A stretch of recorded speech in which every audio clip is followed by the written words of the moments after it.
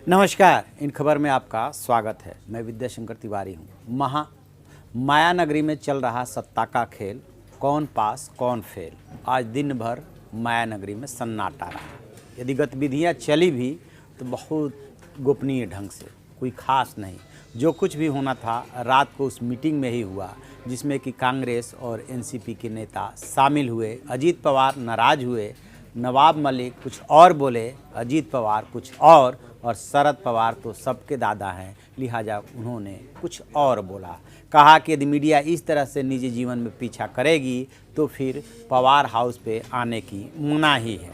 आखिरकार उस मीटिंग में ऐसी कौन सी बात थी जिसको लेकर के शरद पवार इतना भिन्नाए हुए थे। दरअसल पर्दे के पीछे से जो सत्ता का खेल चल रहा है उसमें सब कुछ इतना आसान और इतना एमिकेबली नहीं सेटल हो रहा है जितना कि दिख रहा है। अंदर खाने जो कुछ भी बीजेपी के साथ शिवसेना ने किया था वही अब शिवसेना के साथ एनसीपी कर रही है। यानी कि सीएम किसका, 5 साल के लिए सीएम क्यों?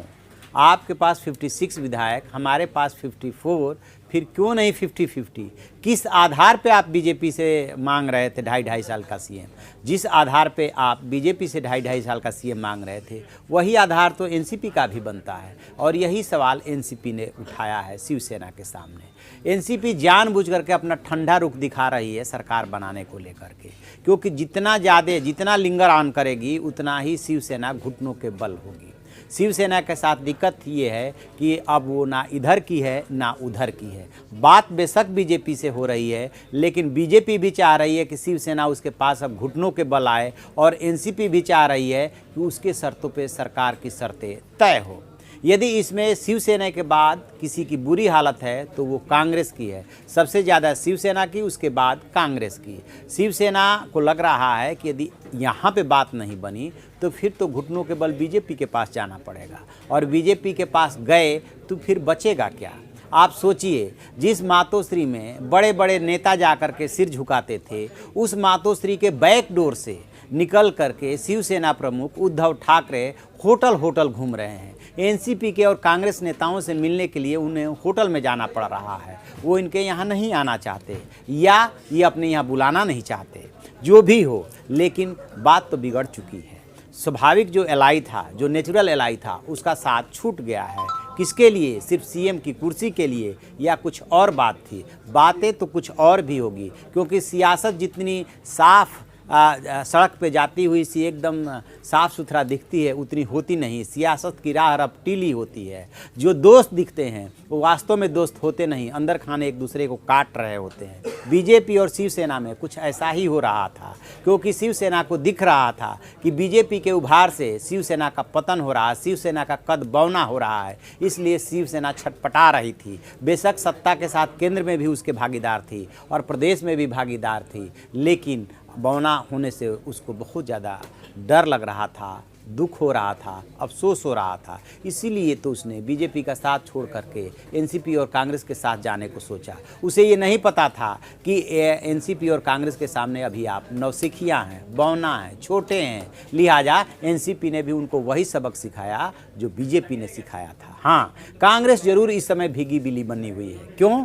क्योंकि कांग्रेस के छोटे से छोटा नेता यानी कि प्रदेश के एक विधायक वो भी सुनने को तैयार नहीं है। महाराष्ट्र के विधायकों का दबाव है कि सरकार में शामिल होइए, नहीं तो हम सत्ता की दूसरी राह देखेंगे।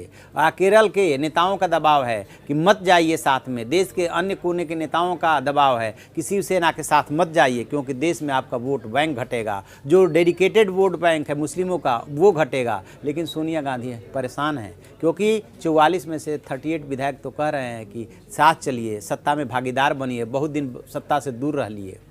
खैर, अब मामला ये हुआ है कि इधर दिल्ली में ये चीज़ चैलेंज हो गई है। अखिल भारत हिंदू महासभा के प्रमोद जोशी हैं, वो इस मसले को सुप्रीम कोर्ट लेकर के गए हैं।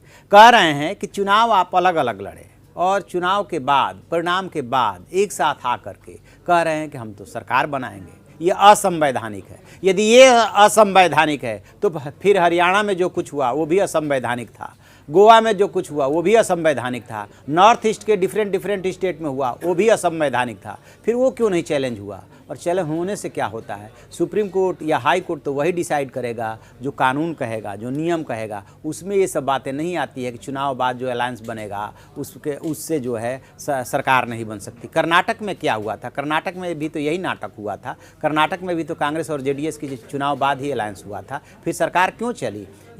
उसमें बेशक वो याचिका डाल चुके हैं सुप्रीम कोर्ट में, लेकिन इससे बहुत ज़्यादा फर्क नहीं पड़ता। फर्क पड़ रहा है तो समीकरणों पे कि क्या एनसीपी, शिवसेना और कांग्रेस के बीच समीकरण बन गए, सत्ता का बंटवारा यानी 14-14 ये मंत्री बनने हैं तो पोर्टफोलियो को लेकर के बात बन गई।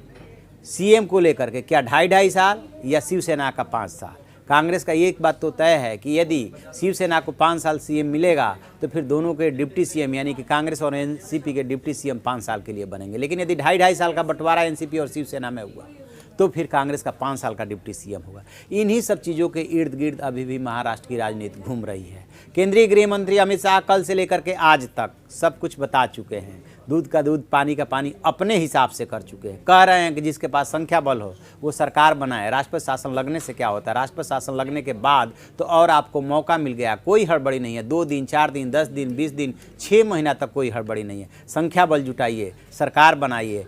उधर से जो है चाल ये चली जा रही है, यानी कि कहने को कुछ और जो किया जा रहा है उसमें ये किया जा रहा है कि एनसीपी से भी बीजेपी संपर्क में है, शिवसेना से भी संपर्क में है। और मजे की बात यह है कि एनसीपी और शिवसेना भी बीजेपी के संपर्क।